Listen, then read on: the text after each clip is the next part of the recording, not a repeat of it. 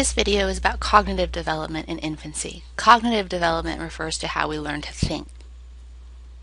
So first, let's talk a little bit about memory amongst babies.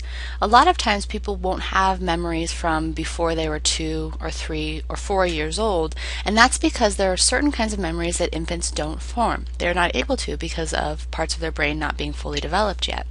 So there are two kinds of long-term memories.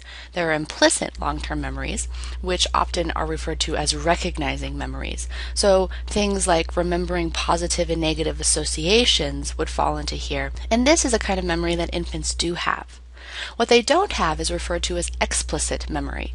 Explicit memory is more like recalling specific things that have happened to you. We hold our personal experience memories and our facts and our knowledge in our explicit memory. This is driven largely by the hippocampus, which is an area that's underdeveloped in infants. So it's rare for children to remember anything before about 2, or for some people even 3 or 4. And we call this period infantile amnesia. So if a baby was to get bitten by the neighbor's dog, it's quite possible that the implicit memory of that baby would allow him or her to be afraid of dogs because they would have a negative association with dogs and remember something bad happened with a dog. But even if they're able to talk and you ask them what happened, they wouldn't be able to tell you explicitly the story about that particular neighbor dog biting them. They're not able to make those kinds of memories yet. But of course, in cognitive development, it's Piaget that we care about the most. Remember that Piaget says that children are creating their cognitive development through experientially interacting with the environment. His first stage of this is the sensorimotor stage, and he calls it the sensorimotor stage because it's through senses and motor movements that babies are learning everything. So if you've ever seen a baby take something from a person, either keys or a stuffed animal, where does it go? To their mouth. And the reason that everything goes into babies' mouths is because you get a lot of information by putting something into your mouth. You could tell the difference between keys, which are hard, smooth in some spots, kind of jagged, metallic tasting, and your teddy bear, where if you put that in your mouth, it would be much more fluffy and stick to your tongue because it was kind of furry. So lots of information comes from the mouth.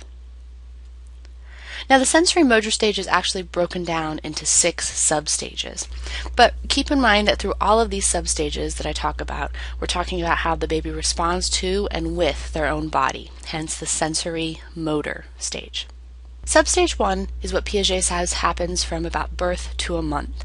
And in this period, babies' behavior almost exclusively is reflexive, meaning that the things that they do are pure reflex. They don't think about them, they don't choose to do them, they're automatic. So something like sucking, which we talked about in the rooting reflex, would count in here. Babies don't have choices about whether they suck. Anything touches their face, they're going to start sucking. However, from about 1 to 4 months of age, they move into stage 2, and this is where they start engaging in what are referred to as primary circular reactions. Primary means that it's self-oriented, it's within the person, primary, and circular means that there's something that they like that they want to keep happening. They want it to go in a circular motion of pattern over and over and over again. So you could think about this as self-oriented pleasurable activities. So for example, here babies might suck because they like it, not because it's a reflex. The reflex has died out and they now have some choice over whether they suck or not. A baby also might find that he flaps his arm and likes how it feels, so flaps it over and over and over again. So a lot of repetitive behaviors that infants engage in, they're doing because they suddenly have some control and they're learning a lot about the environment from repeating those things, whether it's a behavior or a movement or a sound over and over again. Moving on to stage 3, from about 4 to 8 months, they engage in secondary circular reactions. So secondary now says we're moving outside of the body, not just paying attention to the baby's self, but to the baby's environment. But again, they want to reproduce interesting things. It's just now those interesting things are outside of themselves. So for example, if a baby smiles and a parent tickles them, the baby will smile again to get the parents to tickle them again. This is how they start to learn to play games. From 8 months to 12 months, we move to stage 4, where now it's not just small circular responses, it's actually big goal-directed circular responses. So they call these coordinated secondary circular reactions. And basically the coordinated component simply means now babies are very goal-driven. They're doing things on purpose. In stage 3, they would have accidentally learned that smiling kept the mom to tickle them again. But in stage 4, they actually might think to themselves, if I smile, it can cause mom to tickle me. That's a much higher level of thought when you're looking for goal-directed behavior. This is also a time period where a baby might see something on the other side of the room and purposely go for it because they want to have it. Then in stage 5, when we're a year to about a year and a half here, we have tertiary circular reactions, and basically tertiary just refers to the idea that we're becoming much more complex. So here, children now have a basic understanding that they can make things happen on purpose and that their behavior influences the environment. And so what happens is they start to run little experiments. One really common example of this is a baby in a high chair whom you give a spoon or a toy, and what do? They drop it or they throw it. And it's kind of frustrating as a parent because when you pick it up and give it back to them, what do again? They drop it or they throw it.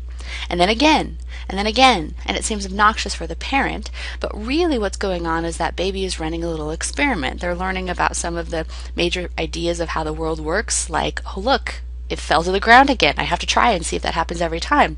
And you drop it again and it goes to the ground again. That's really important information to learn about how the environment works. A stage 6 baby now has some tools to really start acting more like a kid. So first they start symbolic representation.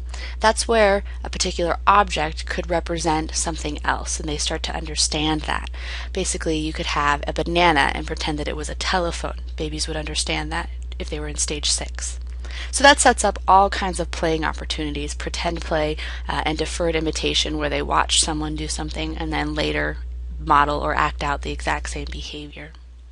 So those are the 6 substages of the sensory motor stage. We'll talk more about Piaget's stages when we move to the next age group.